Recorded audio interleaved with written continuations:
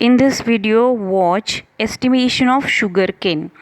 Now, sugar cane or cane sugar is nothing but the sucrose. Now, all of you know that sucrose is made up of alpha D glucose and beta D fructose.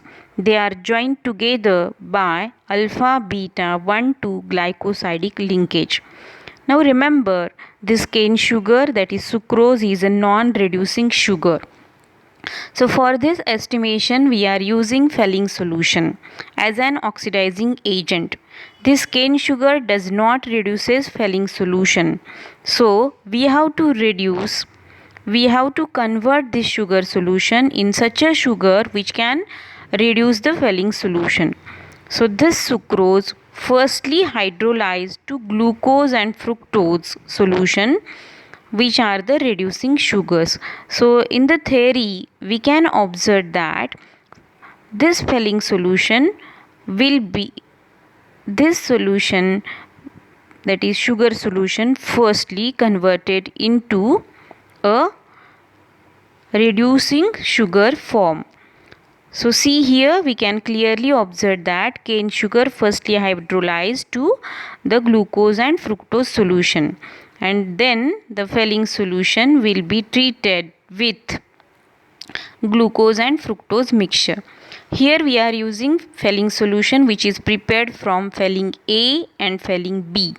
Remember, Fehling A is a copper sulfate solution in NaOH and Fehling B is sodium potassium tartarate. All of you know tartaric acid is a dicarboxylic acid. So two hydrogens, one is replaced by sodium and another is replaced by potassium. So then it is called as a sodium potassium tartarate solution, which is also known as a Rochelle salt. So Fehling A and Fehling B are taken in equal volume, and always fresh solution is prepared, because if it is not fresh then that solution will be slowly converted into copper hydroxide and we need cupric oxide. So always use freshly prepared Fehling solution for the estimation of sugar. Now here Fehling A and Fehling B togetherly produces CuO, that is cupric oxide, which on reaction with glucose it will be converted into Cu2O, that is cuprous oxide. So now here in this reaction we are using a Fehling solution which is oxidizing agent, which is having blue color. So aim of the experiment is to determine the amount of sucrose present in the solution. So here you have been supplied with sugar solution and we want to calculate the amount of sugar present here. So in a conical flask, that is in a sugar solution, add 2 to 3 porcelain pieces and then add 5 ml 1 normal HCl. So here that sucrose on heating with HCl converted into glucose and fructose mixture. Now this reaction mixture which contain sugar solution and HCl will be heated in a water bath for about half an hour. During this half an hour, there is a conversion of sucrose to a mixture of glucose to fructose. So half hour is sufficient for the reaction or for the hydrolysis of sugar. Now here we are getting a glucose and fructose, which are the reducing sugars. So after half an hour you have to stop the heating. As we have added HCl which may be in excess amount, so firstly you have to neutralize this HCl by adding NaCO3 pinch by pinch till effervescence stop, and then transfer the content of the reaction mixture to the volumetric flask, 250 ml volumetric flask, and then add distilled water and dilute the solution up to the mark. So now this solution is called as diluted invert sugar solution. Why it is called as invert? Because remember, the sucrose, which is having optical rotation, that is angle of rotation positive, means it is a dextrorotatory. On hydrolysis, it produces a mixture of glucose and fructose, which the mixture is having levorotatory optical rotation. So that positive angle of rotation will be converted into negative form. So it is called as invert, that is invert sugar solution.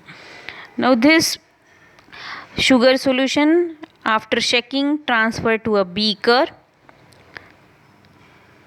Then take a burette, rinse the burette with dilute sugar solution and fill the burette with sugar solution, invert sugar solution.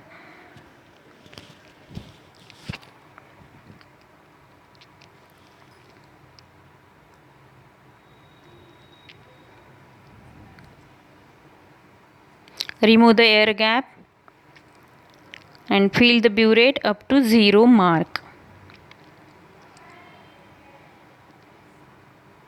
Now attach this burette to a burette stand in such a way that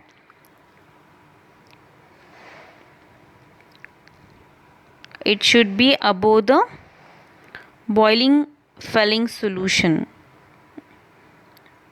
Now in a evaporating dish, pipette out 5 ml filling A. See, this is a copper sulfate solution in NaOH.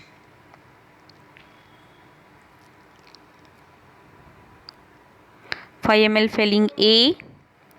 To this you should take 5 ml filling B, which is sodium potassium tartarate. When filling A 5 ml and filling B 5 ml is mixed, they are producing CuO, that is cupric oxide. Add 1 to 2 porcelain pieces and make this solution dilute by adding 10 to 20 ml distilled water. This is a filling solution which is bluish colored.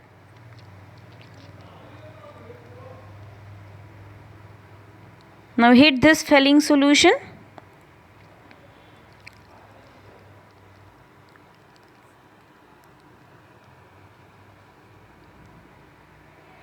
and allow it to boil.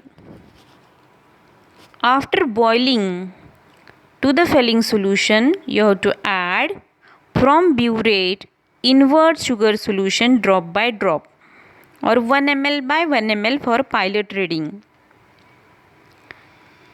Now remember, here we are using K4FeCN6 as an external indicator. We can use methylene blue as a internal indicator also. But to have a sense or understanding of working of external indicator, we are using here external indicator.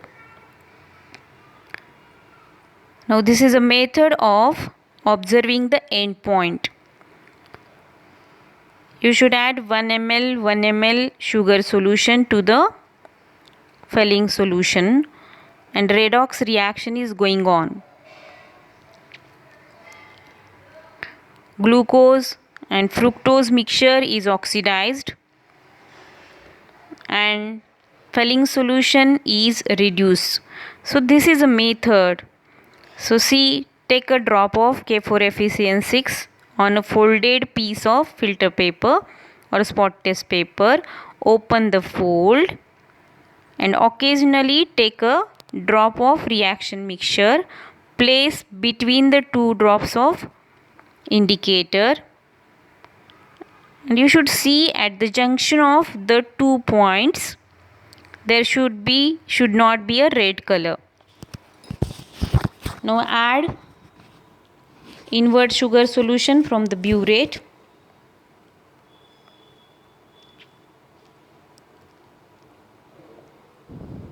Take out 1 drop from the reaction mixture and check whether there is a end point is observed or not. reaction has been completed or not. So proper method, see, K4FeCN6 is taken on a folded spot test paper. Then open the fold.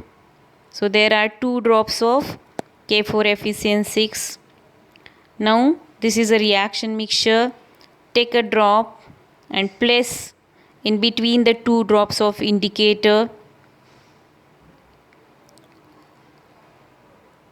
The drop will touch the boundaries of the 2 indicators drop, and observe carefully at the junction whether there is a red color or not. If red color is disappeared, you can say end point is achieved, and you have to record the burette reading. We can see the Fehling solution is also turned to red, means there is a complete conversion of cupric oxide to cuprous oxide, which is a red PPT. Record the burette reading and use this burette reading for the calculation part. In the calculation, we have using the equivalence of sugar solution with Fehling solution. This is an end point which can clearly observe that previously we are getting a red color at the junction of 2 points of indicator and reaction mixture, and here it is disappeared. So you have to record the reading and repeat this procedure for 3 times. Take the CBR as X and put into the calculation and get the result. And record the amount of sugar solution present in the given solution. Thank you.